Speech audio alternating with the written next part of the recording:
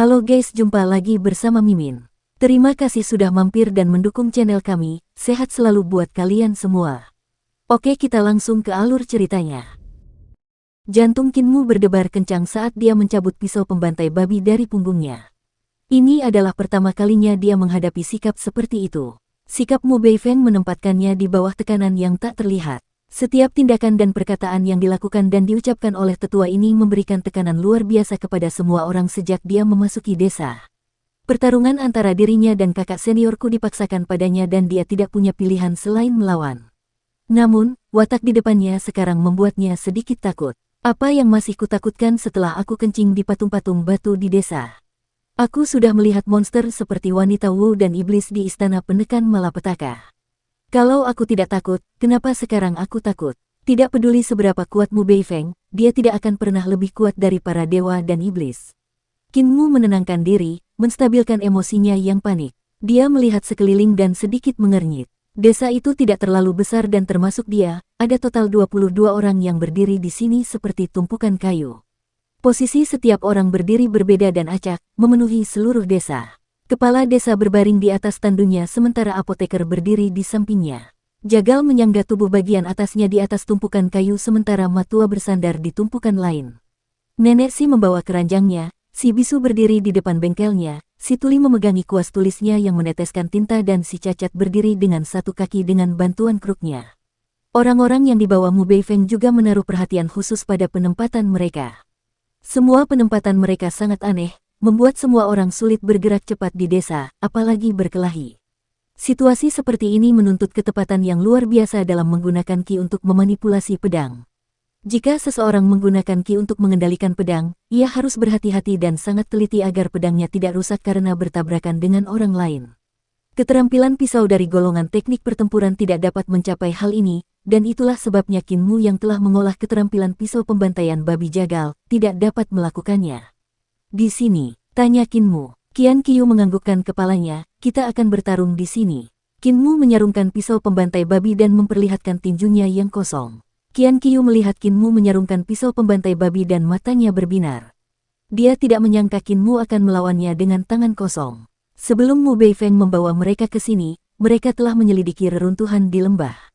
Dari tulang-tulang kakak seniorku yang tersisa, Mu Beifeng telah menyimpulkan bahwa dia telah meninggal karena keterampilan pisau Kinmu.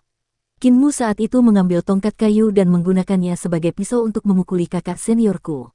Di tulangnya, terdapat berbagai retakan halus yang tersisa akibat pukulan hebat. Dari sini, dia dapat menyimpulkan bahwa teknik pisau Kinmu sangat rumit. Selain itu, kecepatan langkah kaki Kinmu juga pasti sangat cepat karena itulah satu-satunya cara dia bisa bergerak terus-menerus untuk menyerang kakak seniorku dari segala arah. Dengan kemampuan luar biasa yang dimiliki Mu Beifeng, dan menjadi salah satu pakar di dunia, dia dapat memastikan bahwa Kinmu pasti telah menggunakan teknik bertarung dari jejak yang ditinggalkan Kinmu. Faksi teknik pertempuran terspesialisasi dalam pertarungan jarak dekat dan memiliki sedikit atau tidak sama sekali pengalaman dalam menggunakan ki untuk memanipulasi pedang. Sejak saat itu, Mu Beifeng telah menetapkan rencana untuk membunuh Kinmu. Begitu mereka semua berada di desa, penempatan tempat mereka berdiri akan berbeda untuk menyusun formasi naga air Sungai Li. 9 mata formasi akan sengaja dibiarkan dan Mu Beifeng akan berdiri di posisi di atas kepala naga. Selain Qian Qiu, sisanya adalah para ahli dari sekte Sungai Li. Untuk mencegah formasi naga air Sungai Li melepaskan efek gabungannya, penduduk desa lansia Cacat harus menghalangi mata formasi tersebut. Kepala desa dan apoteker menghalangi mata naga tersebut sementara si buta menghalangi jantungnya. Si Cacat, Nenek si Tuama, dan si Jagal berdiri di persendian anggota tubuh formasi naga air. Sementara itu, si Pandai Besi menahan tubuh naga tersebut sementara si Tuli menahan ekor naga tersebut. Hal ini mengakibatkan situasi di desa saat ini.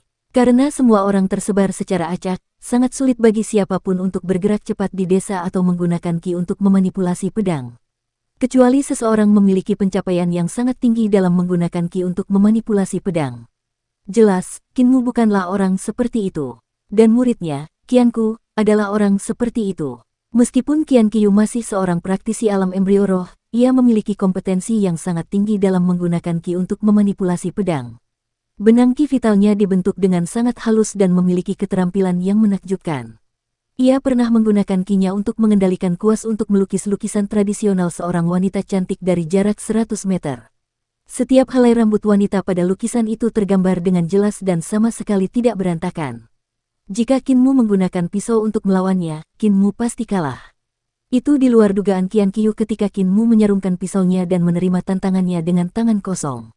Namun, tidak peduli bagaimana Anda melihatnya, tangan kosong jelas tidak menguntungkan melawan pedang harta karun. Selain itu, pedang yang dibawanya kali ini bukanlah pedang biasa, itu adalah pedang roh yang telah dipelihara dan lahir dalam harta karun ilahi 6 arah dari seorang praktisi seni ilahi. Dalam ketajaman, daya tahan, kekuatan atau spiritualitas, pedang roh akan jauh melampaui senjata biasa. Kinmu membungkuk memberi hormat, silakan, kakak senior. Qian Qiu membalas hormatnya saat pedang harta karunnya mulai berdengung di belakangnya, silakan, adik junior. Saat Kinmu mengangkat kakinya, pedang harta karun di belakang punggung Qian Qiu terlempar keluar dari kantungnya. Dengan kinya yang mengendalikan pedang harta karun, pedang itu menusuk ke arah Kinmu dengan aura dingin yang mengancam. Benang ki vitalnya sangat tipis sehingga tidak dapat dilihat dengan jelas dengan mata telanjang. Dengan getaran lembut, rentetan tusukan datang ke arah Kinmu dari berbagai arah yang sulit dengan kecepatan yang luar biasa.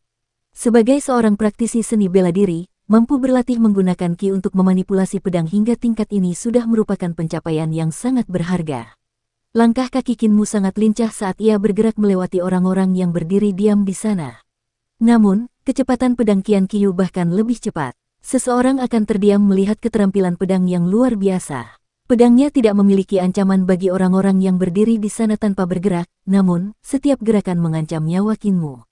Kinmu tidak dapat menghindari cahaya pedang itu bahkan jika dia telah menggunakan skill kaki pencuri surga milik si cacat. Ada terlalu banyak rintangan di sekitar sini dan setiap orang yang berdiri diam membatasi kecepatannya dan dia tidak dapat melepaskan kecepatan penuhnya. Suara mendesing. Kinmu mengamati api dalam benaknya dan ki vitalnya tiba-tiba menjadi sangat ganas dan raungan naga terdengar samar-samar. Di lengannya, seekor naga api tampak samar-samar melingkari lengannya. Naga api ini tampak kabur. Terkadang kepala naga menyatu dengan tinjunya sementara di waktu lain cakar naga menyatu dengan telapak tangannya karena bentuknya yang selalu berubah. Saat cahaya pedang itu datang ke arah Kinmu, dia menyambutnya dengan sebuah pukulan. Tepat saat tinjunya hendak beradu dengan pedang roh, kelima jarinya tiba-tiba terbuka dan udara di telapak tangannya meledak, mengguncang ujung pedang yang datang ke arahnya. Dang dang dang dang dang. Kelima jari Kinmu menjentikkan dan bertabrakan dengan seluruh pedang satu demi satu. Setiap jentikan meledak dengan ledakan keras seperti palu besar yang menghantam pedang dengan kejam. Ketika dia menjentikkan jari kelimanya, pedang roh itu telah dikibaskannya, menghancurkan benang ki vital Qian Qiu pada saat yang sama. Kinmu mempercepat langkahnya lagi dan menyelinap ke kerumunan sambil bergerak cepat menuju Qian Qiu. Pada saat ini, Qian Qiu tampak tercengang. Namun, dengungan pedang lain terdengar dari kantong pedangnya saat pedang roh kedua terbang ke arahnya. Kinmu tercengang dan segera mundur. Pedang roh ketiga kemudian terbang keluar, diikuti oleh pedang keempat, kelima, keenam, ketujuh. Lebih dari 10 pedang roh hanyut bersama-sama dalam satu garis saat benang ki vital Qian Qiu mengalir melalui gagang pedang hingga ke ujung pedang. Semua pedang terhubung dari gagang hingga ujung dan panjangnya mencapai 20 meter.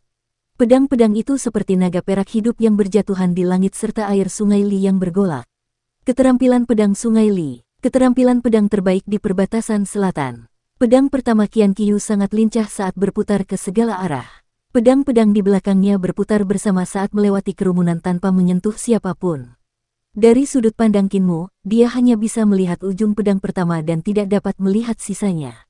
Rasa ancaman yang kuat muncul di hatinya. Apa yang tidak dapat dilihatnya hanyalah sesuatu yang tidak diketahui, yang juga berarti bahwa ia tidak dapat menghindarinya karena ia tidak dapat memprediksi dari mana pedang itu akan datang. Keterampilan pedang sungai Li memang berbahaya. Pada saat ini, pedang roh pertama bergetar dan menusuk dengan rentetan serangan ke arah Kinmu, membuatnya silau. Mengikuti di belakang rentetan pedang, pedang roh kedua meninggalkan barisan dan tiba-tiba terbang ke arah leher Kinmu sambil dikendalikan oleh ki vital mandiri lainnya. Bulu kuduk Kinmu berdiri tegak dan dia langsung bereaksi untuk meraih pedang roh yang mengakibatkan rasa sakit yang tajam di telapak tangannya saat dia tertusuk olehnya. Aku, nenek si tak kuasa menahan tangisnya namun ia tak meneruskan perkataannya setelah mendapat tatapan tajam dari kepala desa. Saat Kinmu memegang pedang roh, pedang itu berontak di telapak tangannya dan menyebabkan lebih banyak luka, membuat telapak tangannya berdarah. Dengan ki vitalnya yang padat melindungi telapak tangannya juga, dia tidak membiarkan pedang roh itu mengiris telapak tangannya. Namun, di saat berikutnya, pedang roh ketiga meninggalkan barisan, diikuti oleh pedang keempat dan kelima. Tatapan mata Qian Qiu berkedip. Kemenangan sudah di depan mata. Bagi Qinmu, berkultivasi hingga tahap ini meskipun usianya sudah lanjut bukanlah hal yang mudah baginya. Namun, Qinmu hanya memiliki dua tangan, bagaimana mungkin ia bisa menangkap semua pedang? Tiba-tiba, pupil mata Qian Qiu mengecil. Tangan Qinmu berulang kali menggenggam semua pedang roh di tangannya, seolah-olah dia benar-benar telah menumbuhkan puluhan lengan. Sebelum pedang itu sempat menusuk Qinmu, pedang itu sudah tertahan di gagangnya. 8 serangan petir bentuk ke-8, Buddha berlengan 1000. Ekspresi Qian Qiu sedikit berubah. Dia menggetarkan benang ki vitalnya, dan pedang roh di tangan Qinmu bergetar hebat saat berusaha melepaskan diri dari telapak tangan Qinmu. Pada saat yang sama, semua pedang lainnya menusuk ke arah mata dan tenggorokan Qinmu. Qinmu segera meraih gagang 5 pedang. Masih ada 7 pedang tersisa yang langsung menyerangnya. Pedang-pedang itu berdengung saat berputar seperti gasing di udara, mencoba membuat lubang besar di otaknya hingga ke tenggorokannya. Nenek Si tidak tahan melihat Qinmu terluka. Tiba-tiba Qinmu meraung keras dan ki vital yang tebal keluar dari tubuhnya dan menebas dengan pisau pembantai babi dari punggungnya. Mendering, ketujuh pedang itu terpotong pada saat yang sama dan mendarat di tanah. Benang ki vital yang sangat tebal. Qian Qiu tercengang. Tebasan Qinmu datang tiba-tiba, membuatnya tidak dapat bertahan. Selain itu, benang ki vital Qinmu sangat tebal dan kekuatan pisaunya juga sangat besar. Pisau pembantai babi juga sangat tajam, bahkan lebih tajam dan ulet dari senjata roh. Dengan kekuatan sebesar Qinmu, dipadukan dengan ketajaman pisau pembantai babi, merupakan hal yang mudah bagi Qinmu untuk mengiris 7 pedang Qian Qiu. Sebelum keterkejutan di hati Qian Qiu sempat mereda, Qinmu tiba-tiba menjentikkan pergelangan tangannya dan melemparkan kelima pedang di tangannya ke arahnya. Kelima pedang itu melesat di udara dengan kecepatan yang tak terbayangkan. Namun, Qian Qiu tersenyum dan mengangkat tangannya, menembakkan benang ki vital ke arah 5 pedang roh. Pada saat yang sama, beberapa pedang roh lainnya terbang keluar dari kantongnya lagi. Kantong pedangnya tidak terlihat besar dan seharusnya tidak dapat memuat banyak pedang, namun, anehnya pedang-pedang roh itu berhamburan keluar satu demi satu. Bertentangan dengan dugaannya, saat benang ki vital Qian Qiu melingkari pedang 5 roh yang terbang di atasnya, ekspresinya berubah drastis. Ki vital Qinmu yang mengerikan sebenarnya tersembunyi di dalam pedang dan melonjak keluar menghancurkan benang ki vitalnya sebelum sempat melingkari pedang. Qian Qiu juga memiliki reaksi yang cukup cepat saat dia menggunakan pedang roh yang baru saja terbang keluar dari kantongnya untuk bertahan melawan 5 pedang roh. Pada saat yang sama, Qinmu bergegas maju dan Qian Qiu segera mengarahkan jarinya ke punggungnya. Pedang roh lainnya melesat ke arah Qinmu. Suara aneh keluar dari mulut Qinmu. Suaranya sangat pendek tetapi mengandung temperamen yang tak terlukiskan. Suara aneh dan menyeramkan itu diiringi dengan mudra karana pemuda yang menyerang Qian Qiu dari jarak beberapa meter. Aku kamu. Qian Qiu hanya merasakan angin dari telapak tangan Qinmu, tetapi angin itu tidak mengandung kekuatan apapun.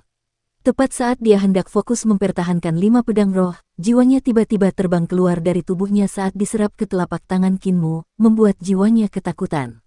Buk, buk, buk, buk, buk, buk. Terdengar 5 kali bunyi dentuman terus-menerus saat kelima pedang roh menusuk tubuhnya setelah ia kehilangan kendali atas pedang roh yang seharusnya digunakan untuk bertahan melawan musuhnya.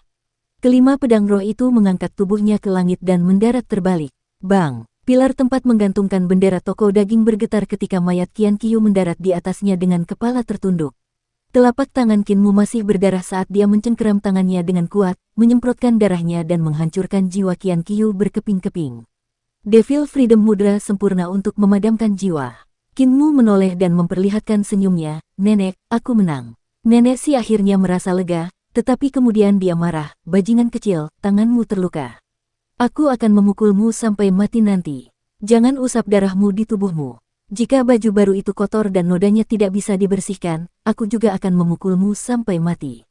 Tatapan kepala desa jatuh pada Mu Beifeng yang duduk di depannya dan berkata, "Saudaramu, muridmu telah kalah.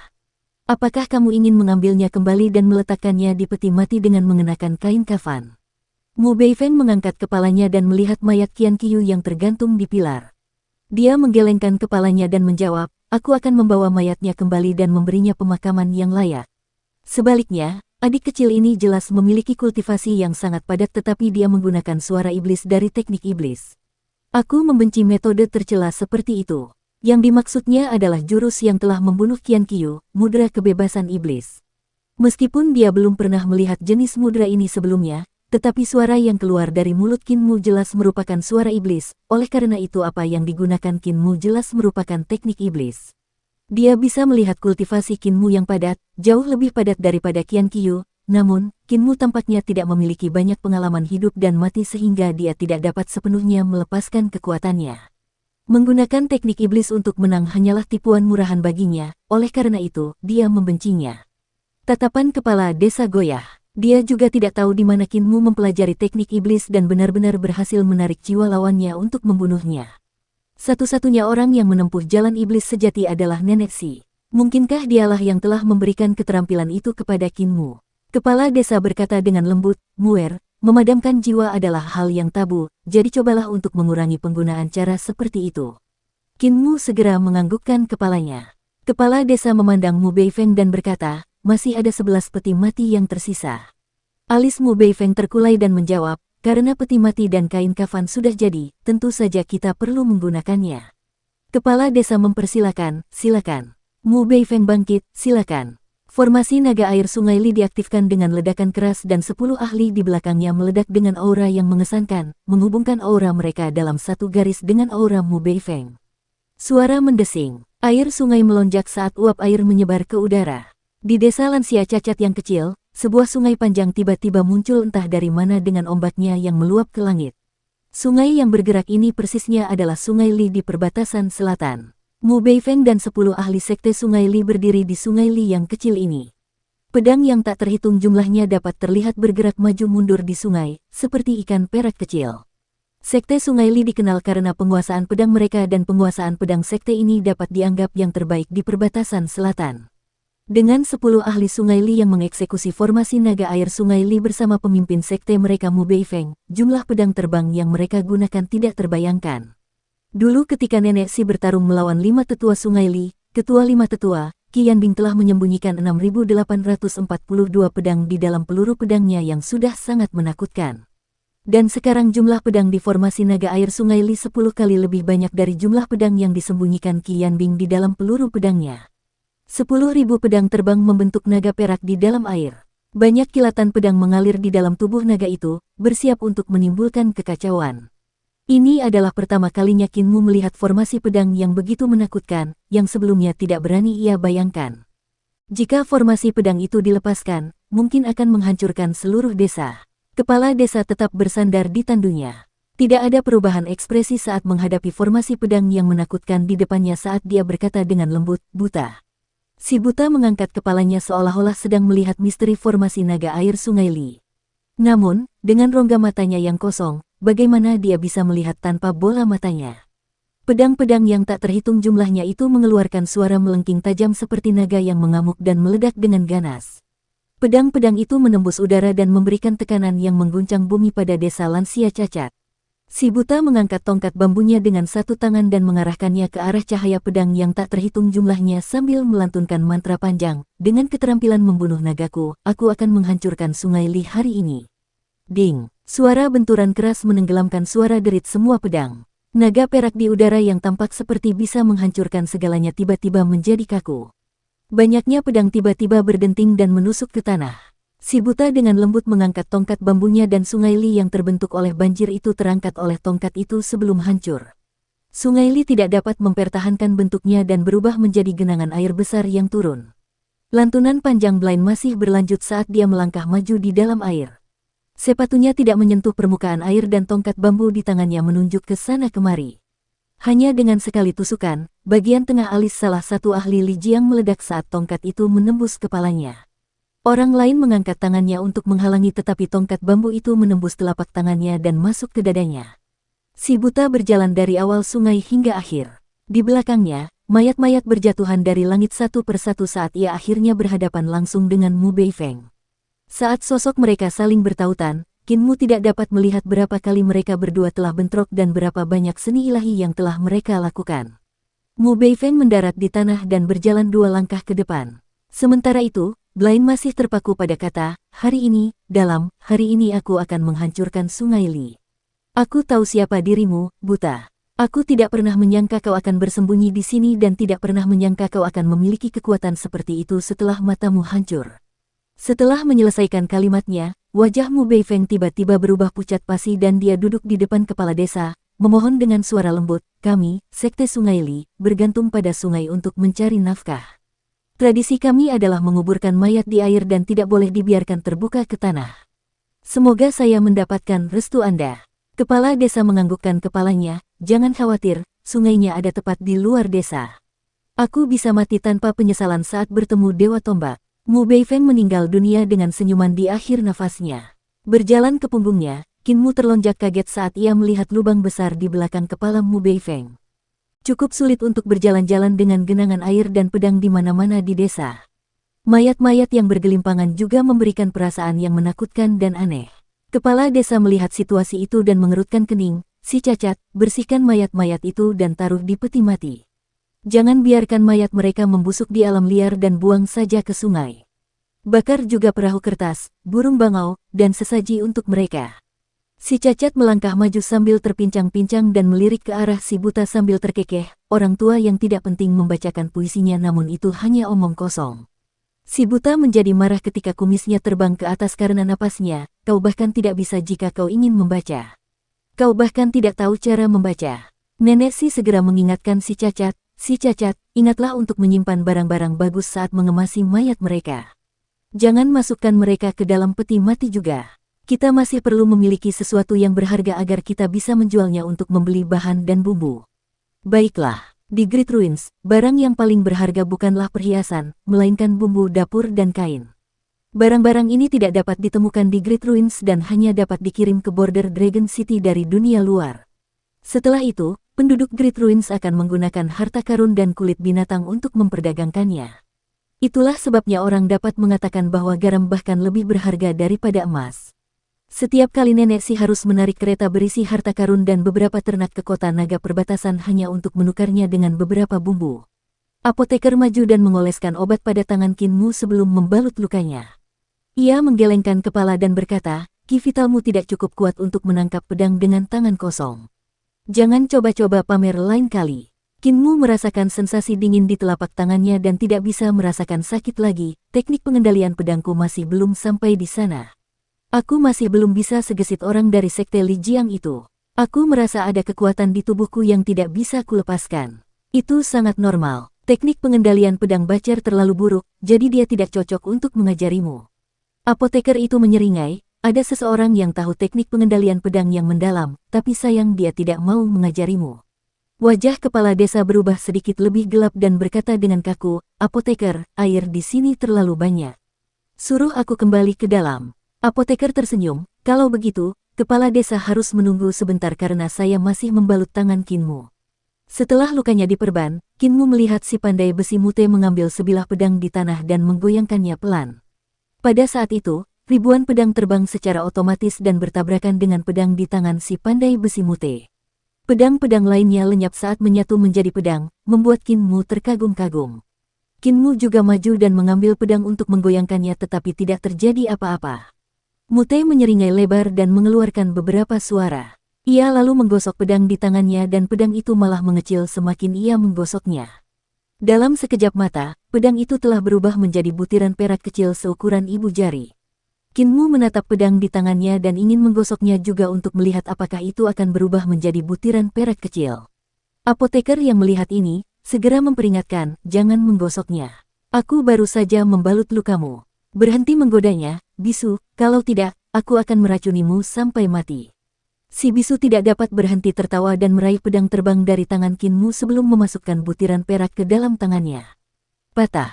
Dukung terus channel YouTube Sabta Novel. Qin Mu mendengar bunyi patah dari bahunya saat ia terkapar ke tanah karena beratnya pelet perak itu. Si bisu terlonjak kaget dan menepuk dahinya sendiri. Ia lupa bahwa ribuan pedang menyatu di dalam pelet perak ini.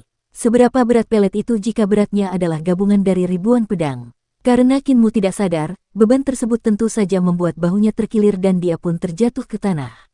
Tepat saat bisu hendak menarik bahu Qin Mu ke belakang, nenek si tiba-tiba datang dan menendangnya keluar desa entah kemana. Teriakan terdengar dari langit di luar desa dan semakin lama semakin keras. Dengan wajah muram, Nenek Si mengembalikan bahu Qin Mu ke tempatnya dan menggerutu dengan marah. Mereka yang tidak bisa bicara selalu yang paling nakal. Mereka selalu penuh dengan tipu daya nakal. Muer, pedang-pedang ini adalah pedang ibu dan anak. Di antara ribuan pedang, ada pedang ibu sementara sisanya adalah pedang anak-anak. Selama kamu menemukan pedang ibu, kamu dapat memanggil kembali semua pedang anak-anak. Namun, pelet pedang Sekte Sungai Li sangat berat sehingga mustahil bagimu untuk mengangkatnya sekarang. Dia mengambil sebilah pedang dan menggoyangkannya dengan lembut seperti bisu. Seketika, ribuan pedang berterbangan dan menyatu dengan pedang induknya. Nenek Si tersenyum dan melanjutkan, untuk mengubah pedang kembali menjadi pelet pedang, kamu tidak perlu menggosoknya. Mute hanya menggodamu. Kamu hanya perlu membuat ki vitalmu cocok dengan pedang induk dan pedang itu akan menyusut kembali menjadi pelet pedang. Demikian pula, kamu dapat menggunakan metode ini untuk melepaskan pedang anak-anak di pedang induk. Qin Mu mengamati pelet pedang di telapak tangannya dan mengedipkan matanya dengan bingung. Nenek, sepertinya kamu punya banyak pelet perak seperti itu di kamarmu. Ada. Nenek berkedip sambil menyipitkan matanya dengan bingung. Ada. Qin Mu teringat pernah melihat butiran perak seperti itu di kamar Nenek Si dan jumlahnya cukup banyak. Beberapa berserakan di bawah tempat tidur sementara beberapa lainnya disembunyikan di sepatu yang tidak dipakai serta di sudut-sudut ruangan. Saat masih muda, ia bahkan menggunakan butiran perak sebagai kelereng dan melemparkannya ke sana kemari. Dia bahkan melihat Nenek Si menggunakan pelet perak tersebut sebagai pakan ayam untuk membesarkan ayam-ayam tua. Dia merasa sangat takut memikirkannya sekarang. Pasti akan menjadi pemandangan yang mengerikan jika butiran perak itu meledak menjadi ribuan pedang di dalam perut ayam tua itu. Untungnya kejadian seperti itu tidak terjadi. Tatapan Nenek Si berkedip, jika kamu bisa memetiknya saat masih muda, maka itu adalah butiran perak biasa dan bukan butiran pedang. Qin Mu tidak begitu percaya padanya dan melanjutkan, aku juga pernah melihat peti besar di bengkel kakek bisu. Di dalam peti itu penuh dengan butiran perak seperti itu. Nenek Si mengedipkan matanya lebih polos daripada Qin Mu dan menyeringai, apakah menurutmu si bisu begitu kaya? Qin Mu tercengang mendengar kata-katanya. Si bisu benar-benar tidak terlihat seperti orang kaya. Dia jelas-jelas orang yang hanya tahu cara menjadi pandai besi untuk memenuhi kebutuhan hidup. Nenek tersenyum, jangan terlalu banyak berpikir. Kita semua adalah orang biasa di desa. Kita semua sangat miskin sehingga kita berjuang untuk memenuhi kebutuhan hidup. Selain itu, kita semua adalah orang tua yang cacat, jadi semuanya normal di desa kita yang biasa. Jika kamu menduga bahwa peti bisu penuh dengan peluru pedang, kamu mungkin juga menduga bahwa kuali air di sudut itu juga merupakan harta karun. Qin Mu melihat kuali air yang dibicarakannya. Kuali itu diletakkan di bawah atap bengkel untuk menampung air hujan, namun, yang aneh adalah Qin Mu belum pernah melihat kuali air itu terisi penuh sebelumnya. Tidak peduli seberapa besar hujannya, kuali air itu selalu setengah penuh. Selain itu, air di dalam kuali tidak pernah habis, apalagi sampai kosong sama sekali. Ember demi ember air digunakan untuk menempa besi, tetapi air di dalam kuali tetap sama. Nenek Si melihat keraguan di matanya dan merasa bahwa teladannya salah, dan segera mengoreksi dirinya sendiri, kamu tidak akan berpikir bahwa pot pecah di luar pintu apotek juga merupakan harta karun, kan? Qin Mu melihat pot-pot pecah di luar pintu apotek. Tanaman obat yang tidak dikenal ditanam di dalam pot-pot pecah itu, bersama dengan beberapa serangga kecil seperti laba-laba, ulat sutra, dan kelabang. Ketika desa itu banjir tadi, air telah masuk ke dalam pot-pot yang menyebabkan beberapa serangga merangkak keluar dan mulai berkelahi di dalam pot. Tiba-tiba seekor laba-laba hitam terbang dengan marah dan tubuhnya terbakar. Laba-laba itu kemudian tumbuh menjadi seukuran meja dan mulai menyemburkan api ke serangga-serangga kecil lainnya. Di tengah api, beberapa ulat sutra emas menumbuhkan sayap dan menjadi sepanjang satu kaki. Mereka kemudian terbang keluar dari api dan mulai menggigit tubuh laba-laba itu. Sang apoteker menjulurkan kepalanya dan mencaci, menyebabkan serangga-serangga itu segera menyusut kembali ke tubuh kecil mereka dan tetap berperilaku baik di dalam panci. Kecurigaan Qin Mu bertambah saat Nenek Si tersenyum paksa dan bergumam, ini semua kejadian biasa, dan tidak ada yang luar biasa tentangnya.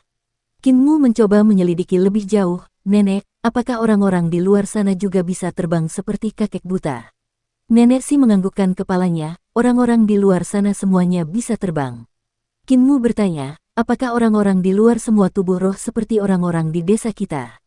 Mereka semua adalah tubuh roh. Apakah orang-orang di luar sama kuatnya dengan orang-orang di desa kita? Sangat kuat. Kalau tidak, nenek dan yang lainnya tidak akan terpaksa bersembunyi di reruntuhan besar. Jangan selalu berpikir untuk lari keluar dan berhati-hatilah agar tidak kehilangan nyawa. Orang-orang di luar jauh lebih ganas daripada si buta. Kinmu merasa ragu dengan perkataan nenek. Jika orang-orang di luar reruntuhan besar sekuat yang dikatakan nenek si, bukankah tidak ada yang tidak bisa mereka lakukan? Di tepi sungai, Kripel membersihkan mayat-mayat dan mempersiapkannya untuk peti mati. Sambil memukul-mukul potongan kayu untuk mengamankan tutup peti mati, ia mendorong peti mati ke sungai, membiarkan sungai membawanya ke hilir. Dengan arus yang deras dan terumbu karang yang terendam di hilir, peti-peti mati ini akan kesulitan mengalir ke sungai. Di tengah perjalanan, peti-peti mati itu mungkin akan hancur dan berubah menjadi makanan ikan. Sekte Sungai Li mungkin akan terhapus dari perbatasan selatan. Kripel menatap peti mati yang melayang di kejauhan dan berkata pelan, pemimpin sekte sudah mati, dan para ahli di sekte juga sudah mati. Sulit bagi sekte ini untuk terus bertahan hidup. Yang sedang kupikirkan sekarang bukanlah masalah ini. Matua menggelengkan kepalanya sambil melihat ke kejauhan, aku sedang memikirkan orang nomor satu di bawah dewa. Karena Mu Beifeng adalah kepala gubernur prefektur 5 Tunas di perbatasan selatan dan direkrut oleh guru kekaisaran perdamaian abadi secara pribadi, apakah itu akan membuatnya khawatir karena dia dan 5 tetua Sungai Li sudah mati? Kripel menggelengkan kepalanya dan menegaskan tebakannya, dia pasti akan terkejut. Tapi dia tidak akan berani memasuki reruntuhan besar. Outma menatapnya, jangan lupa, seorang pengajar kekaisaran perdamaian abadi mungkin tidak dapat melakukan apapun terhadap reruntuhan besar, tetapi dia memiliki seluruh kekaisaran perdamaian abadi di belakangnya. Kekaisaran perdamaian abadi adalah sekte yang menyamar sebagai kekaisaran. Bagaimana mungkin raksasa seperti itu tidak mengincar reruntuhan besar? Ini adalah tempat di mana harta karun yang tak terhitung jumlahnya berada. Jantung si cacat sedikit tersentak. Mungkinkah guru kekaisaran dan kekaisaran perdamaian abadi benar-benar berani dan ingin menginjakkan kaki di tempat yang aneh dan mengerikan seperti reruntuhan besar?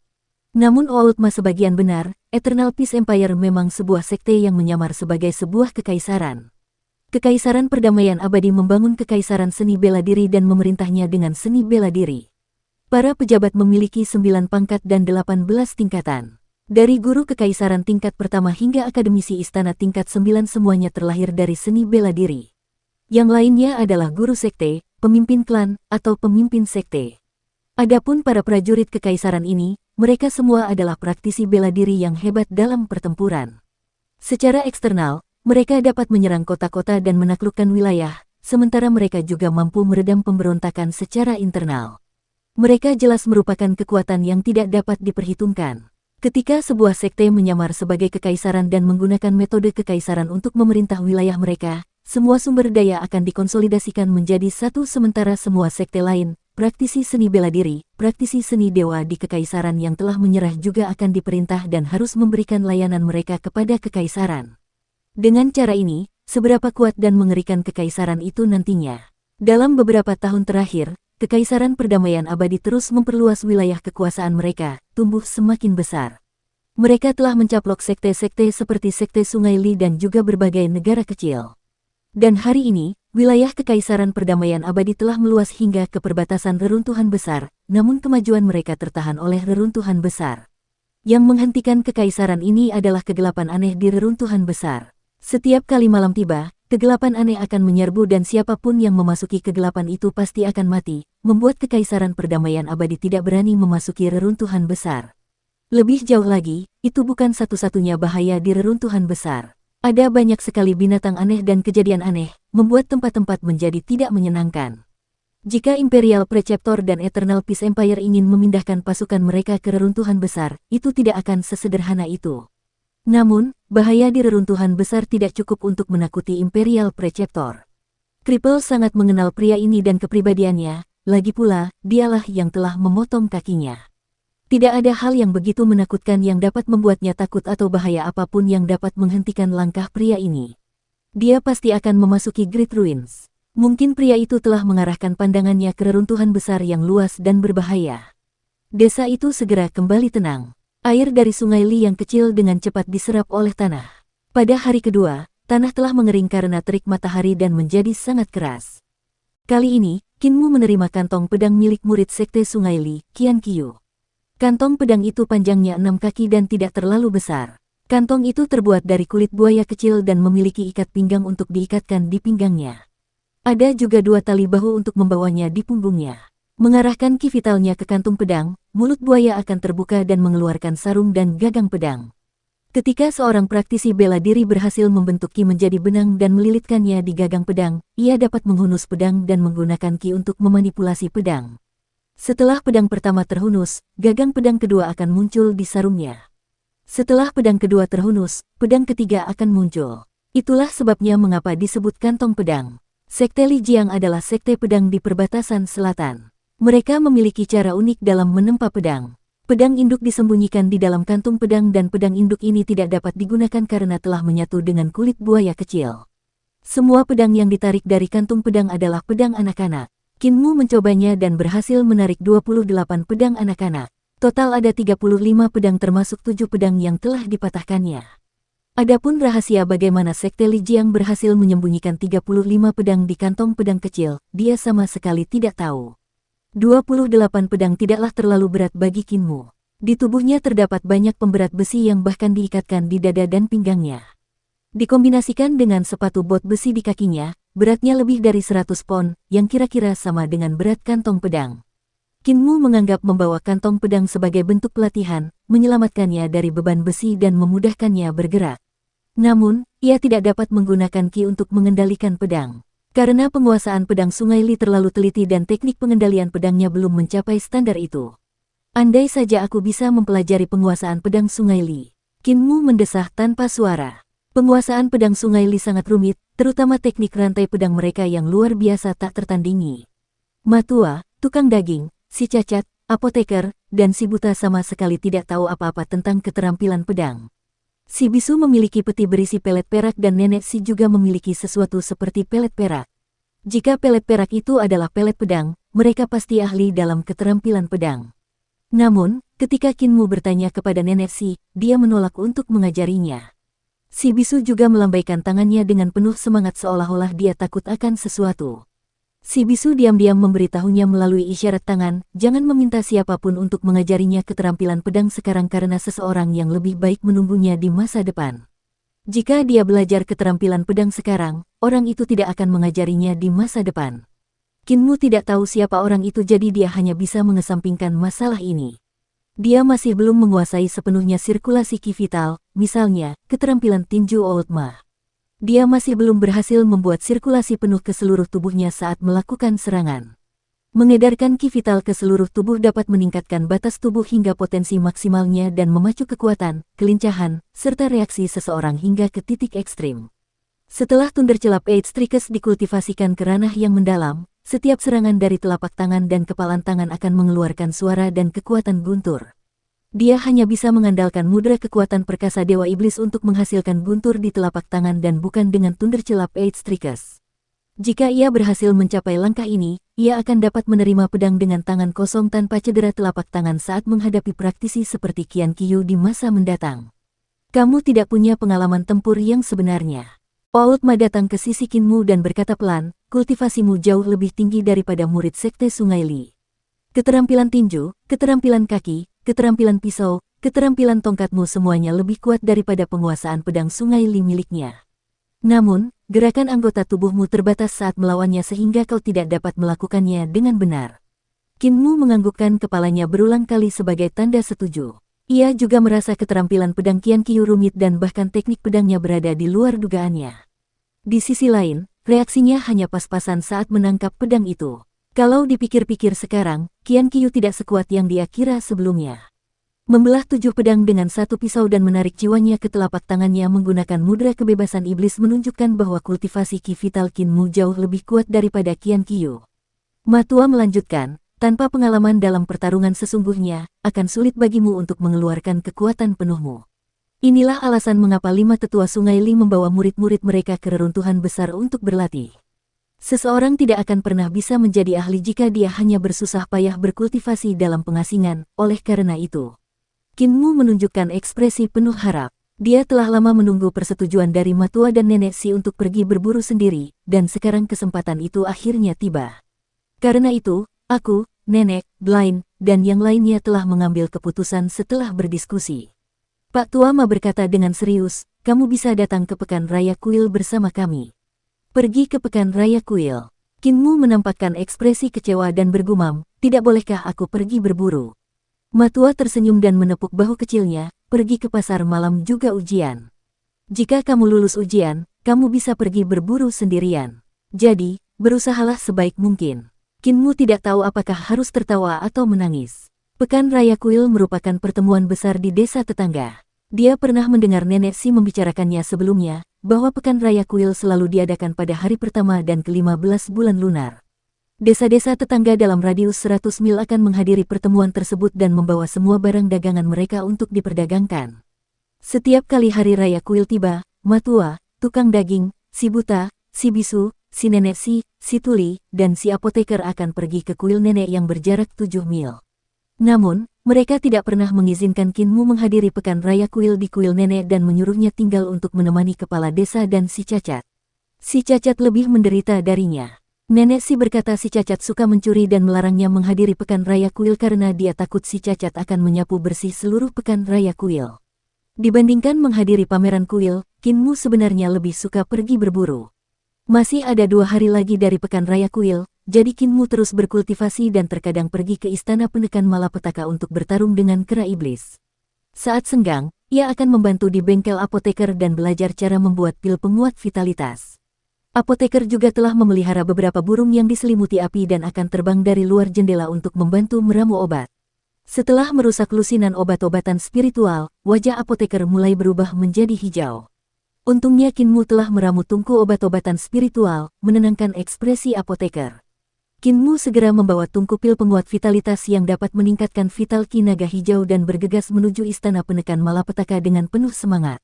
Apoteker ingin mengingatkannya untuk memeriksa apakah pil penguat vitalitas aman dikonsumsi, tetapi setelah beberapa saat berpikir, dia tidak mengatakan apapun.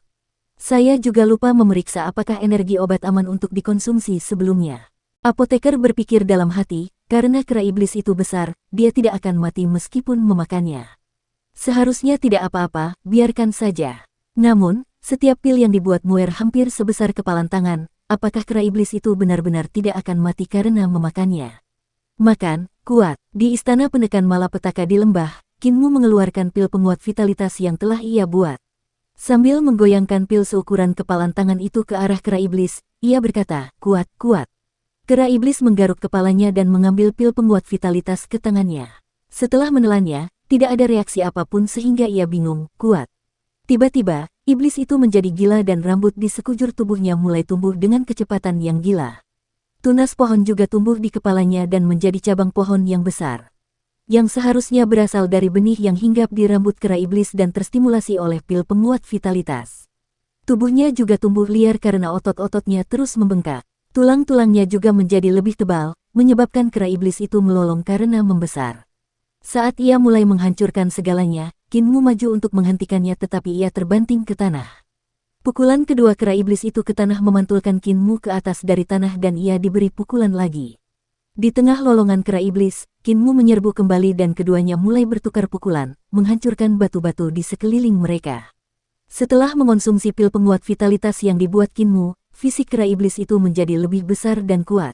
Kekuatannya juga meningkat pesat, membuat Kinmu kewalahan oleh kekuatannya, tidak ada tandingannya sama sekali. Kinmu kemudian dipaksa mengubah ki vitalnya menjadi atribut api. Saat ki vitalnya yang mendidih beredar di seluruh tubuhnya, tanda naga besar muncul di punggungnya.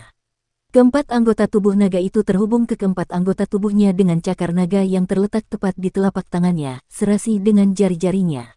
Naga api 5 cakar. Atribut api ki vital diklasifikasikan sebagai Vermilion Bird Vital Ki, namun, Kinmu tidak memiliki Vermilion Bird Spirit Embryo dan memiliki embrio roh berbentuk manusia sebagai gantinya. Tanda naga yang muncul di punggungnya bukan karena ki vitalnya tetapi merupakan efek dari Thundercelap Eight Strikes yang diberikan Old Ma kepadanya. Sirkulasi ki vital dari 8 serangan petir Matua sangatlah mendalam karena jalurnya membentuk tanda naga yang menyebar ke seluruh tubuh. Jika 8 serangan petir dilakukan oleh Matua dengan tubuh roh naga hijau, ki vital dengan atribut kayu dan petir akan mengubah tanda naga di punggung menjadi berwarna hijau dengan kilat yang saling terkait. Akan tetapi, karena Kinmu belum melatih ki vital naga hijaunya, ia hanya bisa menggunakan ki vital burung vermilion sehingga tanda naga di punggungnya memiliki awan api. Hanya ketika dia melancarkan 8 serangan petir, awan api akan muncul di tubuhnya. Selama dia berhenti melakukannya, tanda aneh ini akan berangsur-angsur memudar dan lenyap. Sirkulasi ki vital Kinmu meningkatkan kekuatannya dalam jumlah besar dan akhirnya ia mampu bertarung dengan kera iblis. Akan tetapi, karena kera iblis itu sudah gila, semua serangannya tidak masuk akal dan meskipun itu berarti ia akan terluka, ia tetap harus menghajar Kinmu. Saat keduanya penuh memar dan terengah-engah sambil berbaring tak bergerak di tanah, pertarungan berhenti. Cabang pohon besar di kepala kera iblis itu telah tumbuh setebal tong air dan di atasnya tumbuh buah-buah merah. Pohon itu tidak tumbuh lebih jauh lagi ketika energi obat dari pil penguat vitalitas telah habis. Benar-benar ada masalah dengan pil penguat vitalitas yang dibuat Kinmu. Energi obatnya terlalu kuat dan kasar, alih-alih lembut dan halus. Kera iblis itu selamat dari dampak energi obat hanya karena kekokohan tubuhnya. Bagi semua praktisi alam embrio roh lainnya, mereka mungkin akan mati karena ledakan tubuh. Sekarang energi obatnya telah habis, tubuh kera iblis itu perlahan menyusut tetapi masih lebih tinggi dan lebih kuat dari sebelumnya. Hal ini membuat Kinmu merasa bahwa pil penguat vitalitas yang dibuatnya memiliki beberapa masalah. Namun, dari kinerja Devil AP, masalahnya seharusnya tidak terlalu besar. Kalaupun ada masalah, itu adalah masalah yang positif. Ia memetik buah dari pohon buah di kepala kera iblis dan memakannya setelah mengupas kulitnya. Buahnya manis dan menyegarkan dengan sedikit aroma obat. Kera iblis itu duduk dan mencabut pohon besar yang ada di kepalanya. Akar pohon itu tumbuh di seluruh wajahnya, dan setelah mencabutnya, ia mengambil seikat daun dan buah untuk dimakan perlahan. Kinmu menyerahkan pil penguat vitalitas yang tersisa dan memperingatkannya, kamu hanya bisa memakan satu pil dalam satu waktu dan tidak boleh lebih. Selain itu, jika kamu ingin bertarung, carilah binatang buas lain untuk dilawan dan jangan hancurkan istana penekan malapetaka. Mata kera iblis berbinar dan segera menyimpan pil penguat vitalitas sambil menganggukkan kepalanya. Pil penguat vitalitas yang dibuat Kinmu terlalu besar. Pil yang dibuat apoteker hanya seukuran ibu jari sementara miliknya seukuran kepalan tangan karena kurangnya pengalaman. Oleh karena itu, hanya ada lebih dari 20 pil dalam kelompok ini. Kinmu pergi sambil merasa tenang. Kera iblis menunggunya pergi dan kemudian segera mengambil pil penguat vitalitas yang sangat besar dan bergegas dengan penuh semangat ke wilayah binatang buas terdekat untuk membalas dendam. Binatang aneh di sebelah adalah musuhnya. Dulu ia sering menyerbu wilayah kera dan menyambar binatang buas untuk mengisi perutnya. Baru-baru ini ia berhenti menyerbu wilayah kera hanya karena ia telah dipukuli oleh kera beberapa kali dan telah melihat jejak telapak tangan Kinmu yang terukir di tebing, mengetahui bahwa masih ada satu pemilik lagi di sini. Kera iblis menyerbu ke wilayah musuhnya dan menelan pil itu sebelum menyerbu ke arah musuhnya sambil berteriak. 2 hari kemudian, akhirnya tibalah hari pekan raya kuil. Nenek Si membawa gulungan kain sementara Matua membawa perabot baru yang telah dibuatnya. Apoteker membawa keranjang obatnya dan Jagal memuat binatang aneh yang ditangkap si Cacat kemarin ke dalam kereta. Jagal seharusnya menyembelih daging untuk dijual sementara si Cacat melakukan kasir, yang jelas-jelas membagi pekerjaan mereka. Si Bisu juga membawa tungku dan peralatan pandai besinya sementara si Tuli membawa kuas, tinta, dan kertasnya. Setelah memanggil Kinmu, semua orang naik kereta sapi dan menuju ke kuil nenek. Kereta sapi itu penuh dengan barang-barang saat bergerak menuju kuil nenek. Kinmu sedang tidak dalam suasana hati yang baik saat mengendarai kereta sapi itu. Mengunjungi pasar malam kuil menarik baginya ketika ia masih muda, tetapi sekarang setelah ia memiliki lebih banyak pengetahuan dan pengalaman, pasar malam kuil tidak semenarik sebelumnya. Namun, ketika dia sampai di kuil nenek, Kinmu terkejut. Pasar malam di kuil itu ternyata lebih ramai dari yang dia kira. Di reruntuhan sekitar kuil nenek, ada pasar malam yang panjangnya 3 mil dan ada banyak kios di mana-mana. Pasar itu ramai dengan aktivitas orang-orang yang berjalan ke sana kemari. Orang-orang ini bukan hanya dari beberapa desa dalam radius 3 mil, tetapi dari semua desa dalam radius 100 mil. Lebih dari separuh penduduk desa berkumpul di sini. Di peta istana penekan malapetaka, tempat ini disebut Istana Sirius, bukan kuil nenek. Kinmu bingung mengapa tempat ini disebut kuil nenek. Saat kereta sapi melaju memasuki pasar, Kinmu melihat berbagai barang langka dan aneh ditaruh di kios-kios kecil. Bahkan ada orang yang menguleni permen, memasak, dan melakukan atraksi seperti menyemburkan api. Ada pula yang menjual binatang aneh, biji besi, perhiasan, anak perempuan mereka, dan lain sebagainya. Saya dan putri saya berasal dari desa keluarga sapi dan pernah singgah di sini. Kami tidak menginginkan gelar atau uang. Hanya saja putri saya sudah mencapai usia menikah dan belum punya calon suami, jadi saya ingin mencari menantu laki-laki melalui kompetisi bela diri dan berharap bisa menemukan pria baik dengan keterampilan bela diri yang luar biasa. Kinmu melihat suasana di depan cukup ramai dan menghentikan kereta sapinya untuk melihat-lihat. Ternyata orang-orang sedang mengadakan kompetisi bela diri untuk mencari calon pengantin pria. Para pria dan wanita bertarung dengan sengit di arena. Kinmu kehilangan minat setelah beberapa kali melihat dan terus maju, hanya untuk melihat ada beberapa arena seperti itu di kuil nenek. Arena-arena ini dibangun di atas tanah liat dan di arena-arena itu ada pemuda-pemuda dari berbagai desa yang semuanya adalah praktisi. Tentu saja, ada juga pria-pria tua dan berambut abu-abu yang melompat ke dalam arena untuk berpartisipasi tetapi terlempar sementara para penonton berdesis di bawah. Beberapa desa memiliki jumlah laki-laki yang lebih sedikit, oleh karena itu kompetisi bela diri ini diadakan untuk mencari menantu yang bisa tinggal bersama mereka. Nenek Si memperingatkan Kinmu, menjadi menantu mereka berarti kamu harus tinggal bersama mereka sehingga kamu tidak bisa naik. Kinmu menganggukkan kepalanya tetapi tangannya gatal ingin berkelahi. Blind tertawa. Tidak apa-apa bahkan jika Kinmu menang. Asalkan dia mengalahkan semua orang di arena ini, dan menikahi beberapa lusin gadis. Nenek menatapnya tajam dan si buta menutup mulutnya serta tidak berani melanjutkan. Desa lansia cacat memiliki lokasi tetap untuk kios-kios mereka di kuil nenek. Tidak lama kemudian gerobak sapi telah tiba di depan kios-kios ini. Kinmu membantu si tukang daging menyiapkan tempat pemotongan dagingnya sebelum membantu si tua Ma memindahkan perabotannya. Setelah selesai memindahkan, ia kemudian membantu si bisu menyiapkan tungku besinya dan nenek Si menyiapkan meja jahitnya sebelum membantu si buta menyiapkan tintanya dan menggantungkan syair-syairnya. Setelah semua persiapan selesai, Kinmu melihat si buta duduk di depan meja dengan spanduk tergantung di tongkat bambunya. Di spanduk itu ada beberapa kata berikut, 6 garis putus-putus dan garis padat dari 8 trigram ramalan, hindari malapetaka dengan meramal. Kinmu berpikir dalam hati, kakek si buta juga tahu cara meramal. Apoteker juga mendirikan kios obatnya di samping sementara Jagal telah mengiris perut binatang aneh itu dan mulai menggantung dagingnya. Dengan penduduk desa yang berteriak meminta dagangan, mereka seperti orang biasa lainnya. Muer, ada arena kosong di samping, sampaikan beberapa kata ini. Dengan beberapa goresan cepat, si tuli telah menulis beberapa kata untuk Kinmu dan berkata kepadanya, setelah kau menggantungnya di sana, jangan turun lagi dan berdiri saja di arena. Ini urusanmu hari ini. Jika kau masih berdiri di arena setelah matahari terbenam, kami akan menganggapmu telah lulus ujian. Kinmu melihat rangkaian kata yang berbunyi, yang tak tertandingi yang membelah sungai, menyapu bersih 800 desa di reruntuhan besar. Masih ada gulungan horizontal lain yang bertuliskan, nomor 1 di alam embrio roh. Kinmu melihat ke arena dan ada 2 pilar kayu yang berkilauan terang. Di tengah pilar ada sebuah prasasti horizontal yang kosong, seharusnya disitulah ia harus menempelkan gulungan-gulungan horizontal. Kakek tuli, apakah aku akan dipukuli sampai mati? Kinmu menoleh untuk bertanya pada kakek tuli. Pada saat itu, ia melihat si tunarungu mengeluarkan spanduk lain yang bertuliskan, bertaruh untuk meraup untung, sekali bertaruh tidak ada kembaliannya. Si tunarungu rupanya telah mencoba meraup untung melalui pertarungannya.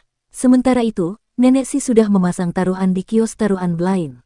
Apoteker dengan gembira meletakkan obat-obatannya di kios sambil menunggu praktisi yang terluka turun dari arena. Matua membuat kruk dan tandu sementara Jagal menjual darah naga banjir yang berharga yang merupakan obat ajaib untuk memperkuat tubuh. Wajah Kinmu langsung berubah hitam. Orang-orang tua yang bengkok ini terlalu pandai berbisnis. Tulis pemberitahuan lain, hanya praktisi alam embrio roh yang diizinkan naik. Nenek Si memikirkannya sejenak, apa yang terjadi jika seorang praktisi seni dewa muncul dan langsung memukuli Muer sampai mati.